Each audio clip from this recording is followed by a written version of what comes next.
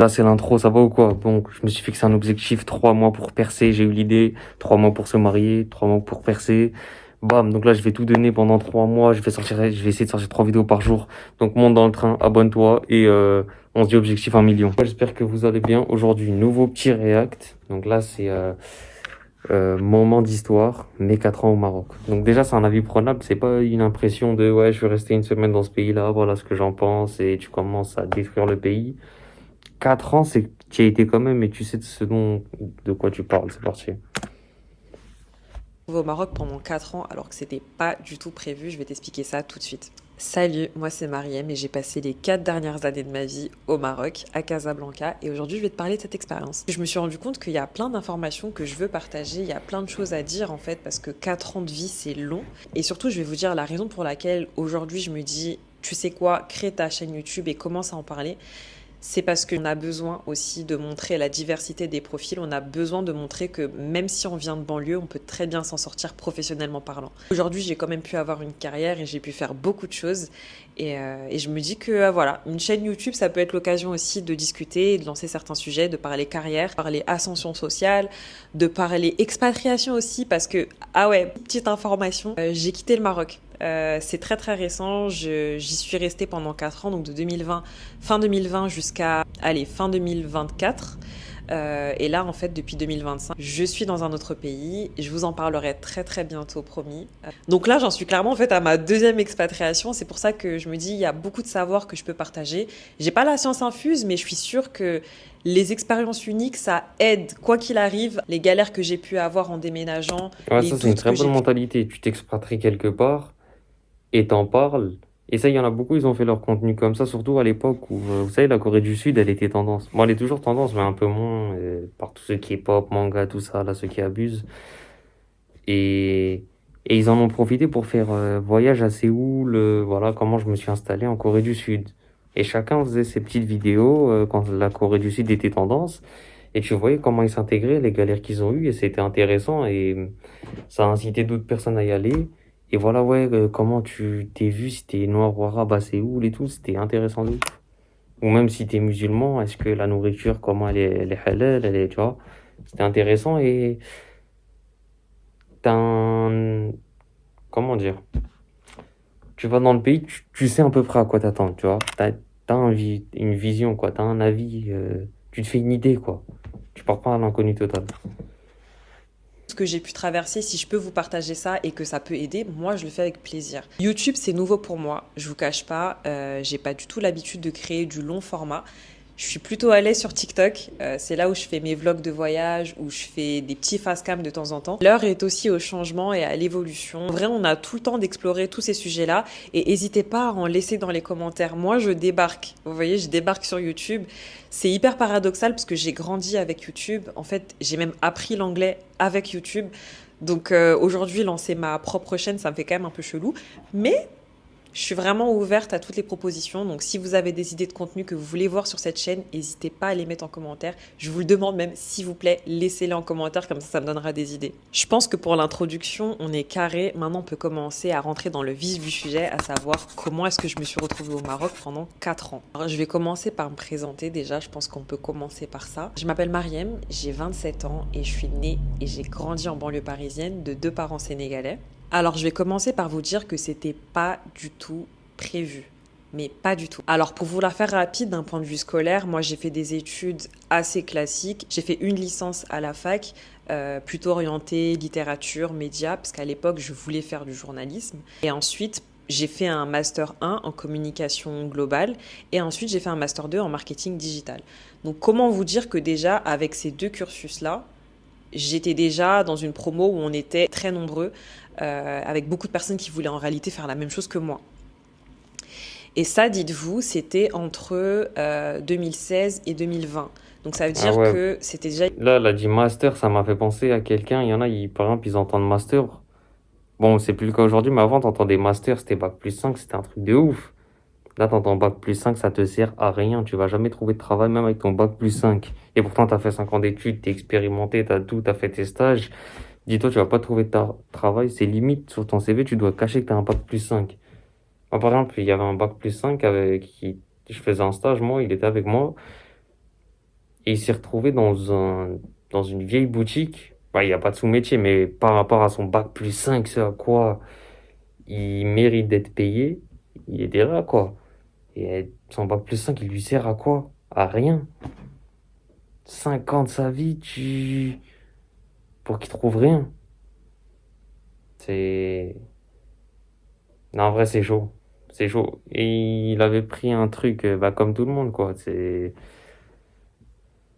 Hmm, c'était comme tout le monde, là, des trucs digitales, ou, tu sais, commerce, ou les trucs internationaux, ou...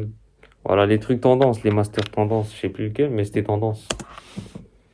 C'était déjà il y a un certain temps. Je sais qu'aujourd'hui, la demande est encore plus élevée, qu'il y a encore plus d'élèves qui sortent de ce type d'études. En fait, ce qui se passe, c'est très simple. C'est que 2020, c'est la fin de mes études, mais 2020, c'est aussi quoi? Le Covid. Et ça, j'avais pas du tout prévu ça, en fait. Donc là, ça veut dire que concrètement, l'année scolaire est en train de se terminer. Je sais que mon cursus, il est Elle a dit déjà... Covid, qui dit confinement, pour tous les 2002, les 2002 max, hein. Ceux après, ils étaient dans la merde après.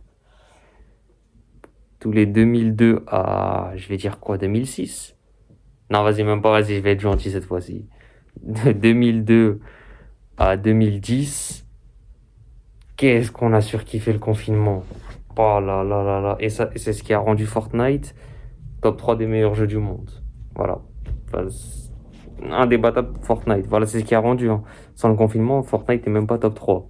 Avec tous les Call of Assassin's Creed. Bref. Et pendant le confinement, pourquoi on était bien les 2002 à 2010? Parce que nous, tu sais, on n'était pas dans la recherche de travail, on n'était pas dans les ceci, cela. C'est-à-dire, le confinement, il tombait bien. Tu sais, parce qu'on n'avait pas encore de responsabilités, on était petits, on était chez les parents, et ça faisait que nous consommer les années de lycée ou les années de collège. C'est-à-dire qu'on était ultra bien, on passe notre temps à jouer aux jeux vidéo. Mais pour les après 2002, les 2001, 99, les 2000, eux, c'était l'année où ils devaient rentrer dans le monde du travail, faire de l'argent. C'est-à-dire, eux, qu'est-ce qu'ils ont du mal passer le confinement? C'était l'année où ils devaient faire de l'argent. Ils sont là, ils se retrouvent à... Il n'y a pas de travail. Bon, même si j'avais vu que Uber Eats, ils recrutaient fois 10 les livreurs et tout, et qu'après le confinement, bah, ils se sont tous fait virer. déjà ultra bouché parce qu'on est super nombreux et même dans ma promo il y en a plein qui n'avaient même pas trouvé d'alternance, j'avais eu la chance d'en trouver, mais je savais que la communication et le marketing c'était déjà très très compétitif et en plus de ça tu rajoutes un truc comme le Covid où personne ne savait concrètement ce qui allait se passer, c'est-à-dire on était tous totalement Ah paumés. oui, attendez, parce que nous, les avant 2002, et bref, ceux qui étaient au lycée, et ceux qui étaient en troisième, on sort, après le confinement, on sort, on va au lycée et tout, avec les masques obligatoires. Qu'est-ce que ça a été la catastrophe de trouver un stage pendant le Covid? Ah, ça faut en parler. Ah là là là là. On avait bien kiffé le confinement et tout, c'était fatal. Maintenant, trouver un stage en plein Covid, déjà la moitié des entreprises elles étaient fermées. Plus, c'était une horreur de trouver un stage. Et eux, ils nous disaient quoi? Ah bah, débrouille-toi, t'as pas de stage, t'as pas de bac. Pas de stage, pas de bac. Débrouille-toi, va chercher. Cherche. Ils étaient en pierre. Et honnêtement, c'est un avant-goût, hein, qu'on avait, hein. Le monde du travail, c'est le piston, hein. Si tu connais des mecs, ouais, ils recrutent au lieu de ton stage, vas-y, dis-lui, il m'accepte. C'est ça. Aller déposer ton CV à une entreprise en espérant qu'ils le lisent. Ah ouais, c'est... Continue à y croire. Paumés. L'avenir, il était très incertain. Aujourd'hui, quand on y réfléchit, on se dit, vas-y, Covid, c'était tranquille. Mais sur le moment, c'était ultra stressant comme période pour les étudiants. Et en fait, je vais Attendez, pas parce vous qu'elle a cacher. 27 ans. 27 ans, c'est les... Attends, parce que les 2000, ils ont 25 ans. 2000, donc elle, c'est une 98, voilà, je vous ai dit. Pour les 98, ça a dû être l'horreur, le confinement. Mais pour les avant 2002, c'était bien. Pas vous cacher, moi je me suis jamais vue rester en banlieue parisienne toute ma vie. Très tôt, je savais que c'était pas ce que je voulais pour moi. En fait, je sais pas trop comment vous expliquer ça, mais j'arrivais pas à me trouver dans l'environnement parisien. C'est-à-dire que c'est-à-dire que j'étais pas très intégrée dans Paris même. J'étais plutôt dans les banlieues de Paris. Et je me reconnaissais pas là-bas en fait. J'arrivais pas à me dire que mon train de vie ça allait être ça. Ça allait être prendre le T1, prendre le RERD, prendre le RERB. No shade, aucun jugement si c'est votre quotidien actuel. Je sais à quel point c'est pas facile. Mais moi, en fait, je ressentais un mal-être. C'est-à-dire que quand je me levais le matin pour aller à l'école ou pour aller au travail et que je devais être serrée dans les transports, j'arrivais juste pas. Et à un moment donné, c'était juste déprimant pour moi. J'ai commencé à avoir cette obsession de partir, vraiment. Et j'ai commencé à dire à ma famille très très tôt, vous attendez pas à ce que je reste dans Paris ou que je reste avec vous, je vais m'en aller. Mais maintenant, si on revient à l'histoire du Covid et donc la fin de mes études, ok, tu as cette envie de partir, ok, tu as cette envie de t'expatrier, mais où est-ce que tu vas aller? Où sont les opportunités? Tu travailles dans un... T'as étudié dans un secteur qui est tellement compétitif que tout le monde cherche en fait un poste comme toi. Tout le monde cherche un VIE, tout le monde cherche à s'expatrier et à travailler dans la com. Donc comment est-ce que tu te démarques? Et c'est là que le culot entre en jeu, culot mélangé à de la spiritualité, de la foi, parce que je suis quelqu'un de très croyante. Donc comme je vous ai dit, j'étais en alternance. Il me restait littéralement juste une semaine avant que je doive rendre mon ordinateur et rendre tout mon matériel électronique à ma société. Donc je me suis dit, tu sais quoi? J'ai postulé, j'ai envoyé des CV, j'ai pas eu de retour, j'ai essayé de postuler à des VIE, ça n'a pas fonctionné. Bah tu sais quoi? Je vais envoyer des mails parce que j'ai accès à l'organigramme et donc je vais contacter des gens. Et quand je vous dis que pendant une semaine non-stop, j'ai envoyé des centaines et des centaines de mails, je ne mens pas. Et j'envoyais des mails absolument partout dans le monde. C'est-à-dire que je travaillais dans une multinationale, donc en fait j'ai tout simplement écrit à toutes les personnes qui faisaient du marketing ou de la communication dans cette multinationale. Et je vous dis la vérité, je vais pas vous mentir, je me suis pris plein de vues, plein de remis, plein de personnes n'ont même pas daigné ouvrir soit mon message sur Teams ou même Ah ouais, répondre à mon bah email. oui. Ça, et ça, c'est un truc, ça, faut en parler. Et que ce soit elle pour, je sais pas ce qu'elle cherchait dans la com, un poste pour la com, DIE, ou pour toi qui cherches juste un travail, t'envoies des CV de motivation par mail, ou que tu vas même déposer ton CV chez eux, et ils répondent même pas. Encore, il y a ceux qui te disent, ouais, on peut pas donner suite favorable à ta candidature, au moins ils t'ont répondu. Il y en a, ils te répondent même pas. Moi, c'est pour ça, un jour, j'avais vu un mec, il a dit, ouais, il a déposé son CV lettre de motivation. C'est pas après, il est reparti en boutique, il a dit, ouais, l'imprimante, là, pour imprimer mon CV, ça coûte cher, rendez-moi mon CV. Il a totalement raison. Il a totalement raison. Faut rendre les CV alors si tu m'acceptes pas et t'envoies pas de réponse. C'est une dinguerie, ça. Mon email. Mais sur cette centaine de mails, j'ai quand même eu quelques réponses. Et parmi ces réponses-là, j'ai eu une réponse du Maroc. J'avais pas le Maroc spécifiquement en tête, mais j'avais en tête de commencer à travailler à l'étranger avec une expérience qui me stimulerait, et ça a été le cas. Et je vais vous dire de façon très transparente, pour le job que j'ai fini par avoir au Maroc, il n'y avait pas de fiche de poste. J'ai pas postulé à une offre. Ça a été du coup au networking, au culot et à la discussion qu'on a créé ce job. Et c'est le cas pour énormément de postes. Donc j'en profite pour faire une petite parenthèse et vous donner aussi ce conseil-là. N'hésitez pas à aller parler aux gens. Il y a plein de jobs qui ne figureront jamais sur des fiches d'emploi parce que c'est un besoin qui est connu de la part des équipes, c'est un besoin qui est connu de la part de l'entreprise. Mais matérialiser ça dans une fiche de poste et lancer tout un processus RH, des fois, les gens ont juste la flemme, tu vois. Donc, c'est pour ça qu'il faut vraiment pas vous limiter. Quand vous êtes en recherche d'emploi, n'hésitez pas à aller parler aux gens tout simplement.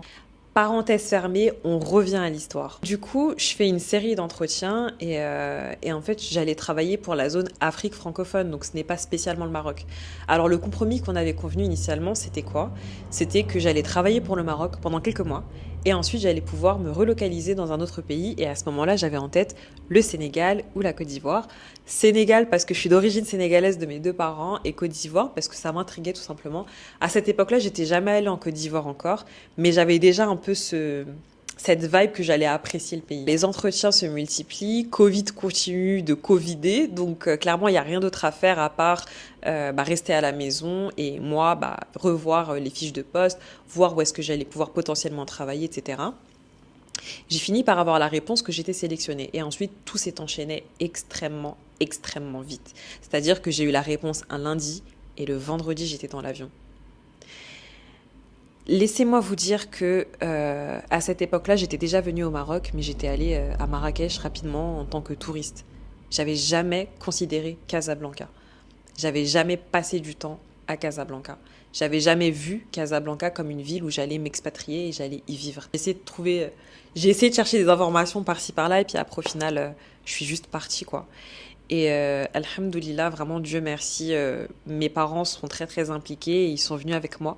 Donc ils m'ont accompagnée jusqu'à ce que j'arrive à Casa. Ils sont restés avec moi pendant une semaine, le temps que je Ça, trouve vous un avez vu, ça, appartement. c'est le destin. Quand tout doit bien aller, quand c'est une chose destinée, on va dire tout va bien se passer directement, tout s'enchaîne.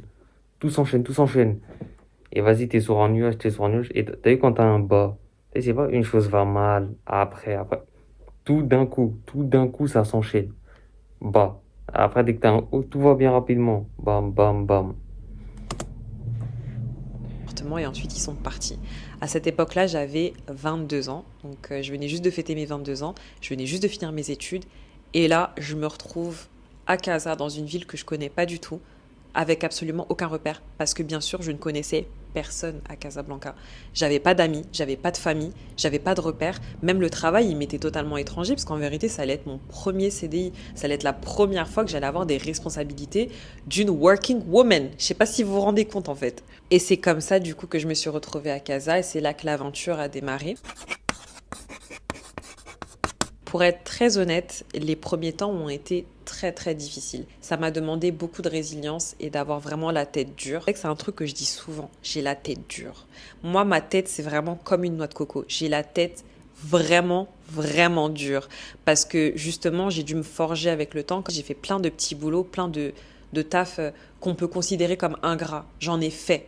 Je vous jure, j'en ai fait. J'ai fait plein de boulots physiques et ça m'a appris une chose très très vite, c'est que c'était pas pour moi. J'estime avoir traversé certaines épreuves qui demandent beaucoup de résilience mentale. Et surtout, l'expatriation, du coup, ces 4 ans au Maroc, ça m'a enseigné encore plus de résilience et ça m'a donné encore plus cet attribut de tête dure. Honnêtement, les premiers temps, c'était pas fun, c'était même dur. Pourquoi? Parce que je suis arrivée en période Covid en fait. Et à cette période-là, si vous étiez au Maroc ou si vous êtes familier un petit peu avec cette période-là au Maroc, en fait, ils fermaient les frontières. Donc les frontières fermaient et rouvraient, mais c'était quand même un climat qui n'était pas simple. Il fallait des autorisations pour pouvoir sortir. Donc autorisation pour pouvoir prendre la voiture et se déplacer dans tel endroit. En fait, c'était un climat qui était super anxiogène. Enfin, je pense que c'était le cas dans le monde entier. Mais pour moi, qui venais juste d'arriver dans ce pays et qui connaissait absolument personne, comment est-ce que tu rencontres des gens quand le pays entier est en mode shutdown? C'est difficile. Donc ça veut dire que mes premiers temps, ils étaient marqués par la solitude. Je vais pas vous mentir, je vous dis la vérité, j'étais vachement seule. Et en fait, j'ai dédié ces premiers temps où j'étais très seule à mon travail. Et c'est comme ça que j'ai appris un maximum de codes côté professionnel. Et ensuite, comme Dieu fait très bien les choses, j'ai commencé à rencontrer des gens. Donc j'ai rencontré une première amie à l'aéroport qui m'a introduit à son cercle d'amis et ensuite ça s'est fait tout seul. Je vous ai Mais dit, quand une chose t'est destinée, t- tout va se passer bien. Tout va être facilité, frère. C'est une dinguerie. Ah, mais le pire, c'est quand tout va mal, hein. Quand tout va... Ah, c'est une dinguerie, frère. si je regarde un petit peu la timeline, je vous dirais qu'entre 2020 et 2021, c'était la période un peu difficile. Et à partir de 2022 jusqu'à 2025, donc mon départ, c'était les années dorées. Vraiment, ça a été mes meilleures années. Je sais même pas comment je peux vous décrire euh, genre 4 ans de ma vie parce que c'est énorme et il y a eu tellement de chapitres, mais ça a été la période la plus formatrice de ma vie. J'ai fait trop de choses. J'ai voyagé et j'ai voyagé et j'ai revoyagé. J'ai voyagé avec le boulot, j'ai voyagé en perso, j'ai rencontré des personnes magnifiques. J'ai découvert l'hospitalité marocaine. Franchement, j'ai eu des moments qui sont gravés dans ma tête à jamais. Et c'est ce qui m'a préparé aussi pour cette seconde expatriation que je viens de faire. Aujourd'hui, j'ai les armes. Aujourd'hui, je me sens tellement prête pour plus parce que je suis passée par là. Vous voyez? Oh mon Dieu, je me rends compte que la vidéo, elle est déjà super longue et j'ai même pas couvert le quart de tous les sujets de l'expatriation. Au secours. Vous savez quoi? Je vais faire une partie 2. Et cette fois-ci, j'essaierai d'être un peu plus straight to the point et aller directement répondre à vos questions. En fait, on va faire deux choses. Déposez-moi en commentaire toutes les questions que vous avez par rapport à mon expatriation au Maroc. Je vais aussi faire une story et des sondages sur mes comptes réseaux sociaux, donc n'hésitez pas à venir me suivre sur TikTok et sur... J'ai une faveur. Ok. J'ai Bah, vraiment envie. après une partie 2 j'ai vu que la partie 2 c'était les questions, est-ce qu'elle a eu subi du racisme, le travail, salaire, tout ça. Ok, bah déjà, c'est là, très bonne vidéo. Moi, ça m'intéresse de ouf, les sujets comme ça. Et comme beaucoup de, comme beaucoup de jeunes Français, ça veut s'expatrier. Bon, il y en a, c'est pour religion, tu sais, parce qu'il faut faire la hijra, parce que l'islam en France, c'est islamophobie, enfin, pas islamophobie, anti-islam sur anti-islam. C'est une dinguerie, tu peux pas pratiquer ta religion et t'as envie de t'expatrier. Il y en a d'autres, c'est parce que la France, voilà, comme je vous ai dit, par exemple, t'as un bac+5, tu trouves pas de travail, mais à l'étranger, t'as la demande. En plus, ton diplôme français, c'est une valeur de ouf là-bas. Et d'autres, c'est pour d'autres raisons, pour le salaire, l'argent, etc. Mais on est beaucoup à vouloir quitter la France. Même eux, il faut pas être ingrat, c'est la France qui nous a tout donné, hein. Enfin, ça a été la cause, hein, bien sûr, tout vient de Dieu, bien sûr, par la grâce de Dieu. Mais voilà, très bonne vidéo, j'ai bien aimé. Dites-moi aussi si vous aimez bien les sujets comme ça, les gens qui s'expatrient et qui racontent leur expérience, mais vraiment dans le détail. Par exemple, là, elle a dit la vidéo, elle est longue, elle a fait 14 minutes. Donc ouais, je pense, sans le montage, ça fait 30 minutes, 40 minutes. Mais les gens comme ça qui s'expatrient, ça c'est...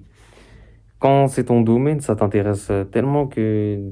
Tu sais, même si la vidéo elle fait 30, 40 minutes, c'est pas grave. Même par exemple, moi qui suis... Vas-y, moi je suis pas rentré dans leur délire Corée du Sud et tout. Mais pourtant, je regardais les gens qui s'expatrient en Corée du Sud et ils expliquaient comment c'est. Comment c'est la vie là-bas, comment tu vois. Je regarde juste comment c'est la vie autre part. Alors, enfin, en tout cas, j'aime bien. Donne ton avis en commentaire, abonne-toi, lâche le pouce bleu et non, on se dit au prochain react. Oublie pas les 1 million, monde entrant.